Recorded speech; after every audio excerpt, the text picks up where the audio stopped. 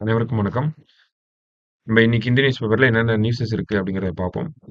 So, first இம்பார்ட்டன்ட்டா என்ன பார்க்குறோம்னா, நமக்கு ஒரு 3 புதிய குற்றவியல் நடைமுறை சட்டங்கள் அப்படிங்கிறது வந்துருந்துச்சு.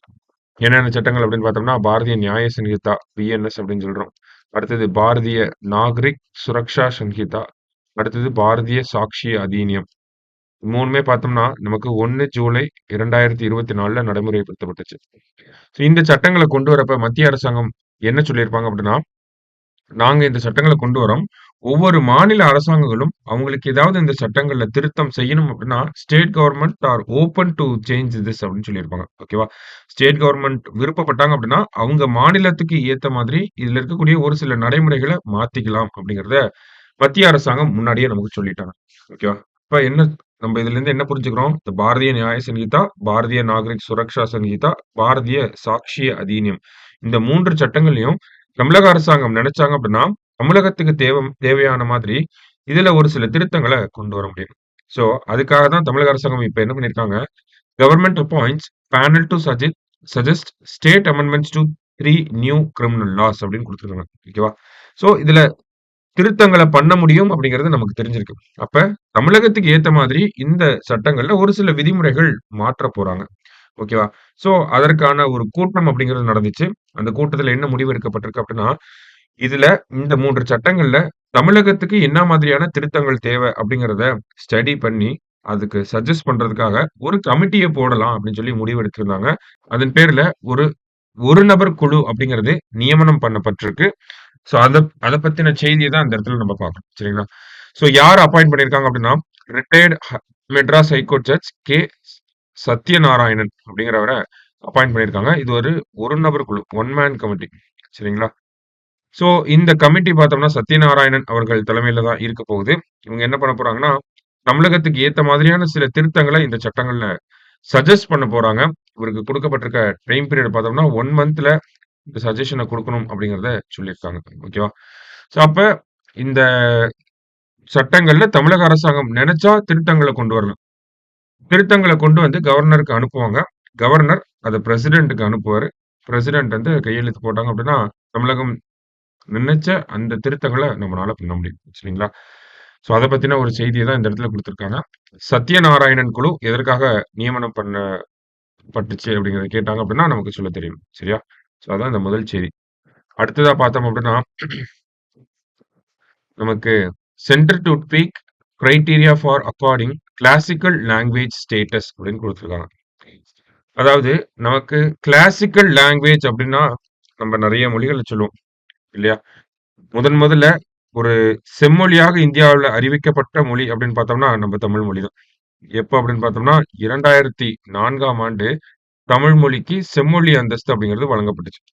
அதன் பிறகு பார்த்தோம்னா, 2005ல சமஸ்கிருதம், 2008ல பார்த்தோம்னா கன்னடம், அடுத்தது 2008லயே மறுபடியும் பார்த்தோம்னா, கன்னடா, தெலுங்கு 2த்துக்குமே குடுத்திருப்பாங்க. 2013ல பார்த்தோம்னா மலையாளம், 2014ல வந்து நமக்கு ஒடியா அப்படிங்கிற இந்த மொழிகளுக்கெல்லாம் செம்மொழி அப்படிங்கிற அந்தஸ்த வந்து குடுத்துட்டு இருக்காங்க மத்திய அரசாங்கம். மத்திய அரசாங்கத்துல யார் குடுக்குறாங்கன்னா, கல்ச்சர் மினிஸ்ட்ரி தான் ஒரு மொழிய செம்மொழியாக அறிவிக்கக்கூடிய அதிகாரம் அப்படிங்கிறது அவங்க கிட்ட தான் இருக்கு. ஓகேவா? சோ, ஒரு மொழிய செம்மொழியா அறிவிக்கிறாங்க. எதன் அடிப்படையில அறிவிக்கிறாங்கன்னா, அதுக்கு சில கிரைட்டீரியாஸ் அப்படிங்கிறத வச்சிருக்காங்க. ஓகேவா? ஒரு சில கிரைட்டீரியாஸ் அப்படிங்கிறது இருக்கு. என்ன கிரைட்டீரியாஸ் அப்படின்னு பார்த்தோம்னா, ஒரு மொழிக்கு வந்து ஹை ஆன்டிக்விட்டி இருக்கணும் அப்படின்னு சொல்றாங்க. ஹை ஆன்டிக்விட்டின்னு சொல்றாங்க. அது என்ன அப்படின்னு பார்த்தோம்னா, மிக பழமையான மொழியா இருக்கணும்.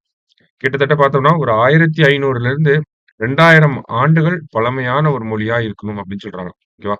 1500லிருந்து 2000 ஆண்டுகள் பழமையான ஒரு மொழியா இருக்கணும். High antiquity. அடுத்தது பார்த்தோம்னா, நமக்கு இலக்கியங்கள் அப்படிங்கிறது இலக்கியங்கள், இலக்கணம் அந்த நமக்குலாம் சங்க இலக்கியம் அதெல்லாம் சொல்றோம் இல்லையா? அந்த மாதிரி நெறைய தொகுப்புகள் அப்படிங்கிறது இருக்கணும்ன்றத சொல்றாங்க. ஓகேவா? So, a high body of ancient literature அப்படின்னு சொல்றாங்க. ஏன்ஷியன்ட் லிட்டரேச்சர் அதிகமாக இருக்கணும் அப்படிங்கிறது ஒரு கண்டிஷன். அடுத்தது பார்த்தோம்னா, அந்த எழுத்து வடிவம் அப்படிங்கிறது ஒரிஜினலா அந்த மொழிக்கு சொந்தமானதா இருக்கணும். ஓகேவா? ஏன்ஷியன்ட் லிட்டரேச்சர் இருக்கணும்னு சொல்றாங்க. அடுத்தது லிட்டரரி ட்ரெடிஷன் அப்படின்னு சொல்லுவாங்க. ஓகேவா? எழுத்து வடிவம். இந்த எழுத்து வடிவம் அப்படிங்கிறது ஒரிஜினலா அந்த மொழியைச் சேர்ந்ததா இருக்கணும். வேற எங்கேயும் வேற எந்த மொழிகள்ல இருந்தும் பெறப்பட்டதா இருக்கக்கூடாது. அதே மாரி பார்த்தோம்னா, இந்த கிளாசிக்கல் லாங்குவேஜுக்கும், பழைய வடிவத்துக்கும், புது வடிவத்துக்கும் மாற்றங்கள் இருக்கலாம் அப்படிங்கிறத சொல்றாங்க. இப்ப தமிழ் மொழியே நம்ம பார்த்தோம்னா, அந்த காலத்துல ரொம்ப தூய தமிழ்ல பேசியிருப்பாங்க. இப்ப நம்ம வேற மாதிரி பேசுறோம் இல்லையா? ஸோ அந்த மாதிரியான வித்தியாசங்கள் இருக்கலாம் அப்படிங்கிறத சொல்றாங்க. ஓகேவா? ஸோ இந்த மாதிரி ஒரு 4 கண்டிஷன் வச்சிருக்காங்க. ரொம்ப பழமை வாய்ந்த மொழியாக இருக்கணும். 1500லேருந்து 2000 ஆண்டுகளுக்கு முன்னாடி இருந்திருக்கணும்.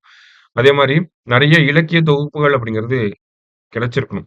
அதே மாரி எழுத்து வடிவம் அப்படிங்கிறது ஒரிஜினலா இருக்கணும். கடைசியா பார்த்தோம்னா, முன்னாடி பேசப்பட்ட மொழிக்கும், இப்ப இருக்கக்கூடிய மொழிக்கும் ஒரு சில வேறுபாடுகள் இருக்கலாம். முன்னாடி ரொம்ப தூய தமிழ்ல பேசியிருக்கலாம். நம்ம வேற மாதிரிலாம் பேசுறோம் இல்லையா? ஸோ இந்த மாதிரி ஒரு 4 கிரைட்டீரியாவ வச்சிருக்காங்க கல்ச்சர் மினிஸ்ட்ரி. அதன் அடிப்படையில தான் என்ன பண்றாங்கன்னா, நமக்கு இந்த செம்மொழி அந்தஸ்து அப்படிங்கிறது வழங்கப்பட்டுட்டு வருது.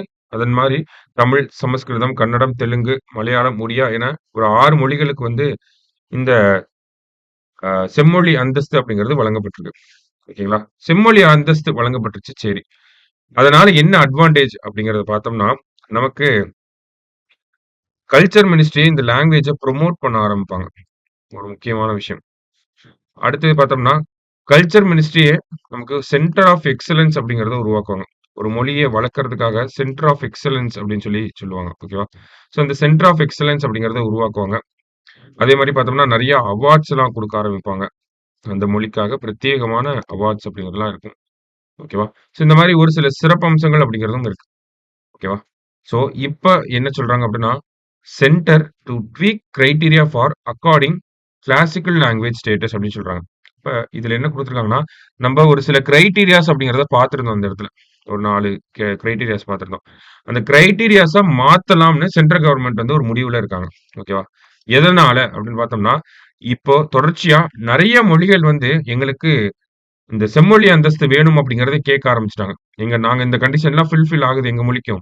எக்ஸாம்பிள்க்கு மராத்தி லாங்குவேஜ், எக்ஸாம்பிள்க்கு அஸ்ஸாமீஸ் லாங்குவேஜ், எக்ஸாம்பிள்க்கு பெங்காலி லாங்குவேஜ், எக்ஸாம்பிள்க்கு மைத்திலி அப்படிங்கிற லாங்குவேஜ்லாம் இருக்கு இல்லையா? ஸோ இந்த மாதிரியான மொழிகள்லாம் என்ன பண்ண ஆரம்பிச்சுட்டாங்கன்னா, அந்த மொழி சேர்ந்தவங்கலாம், எங்க மொழிக்கு இதெல்லாம் இருக்கு. ஸோ எங்களுக்கும் செம்மொழி அந்தஸ்து வேணும் அப்படிங்கிறத கேட்டுட்டு இருக்காங்க.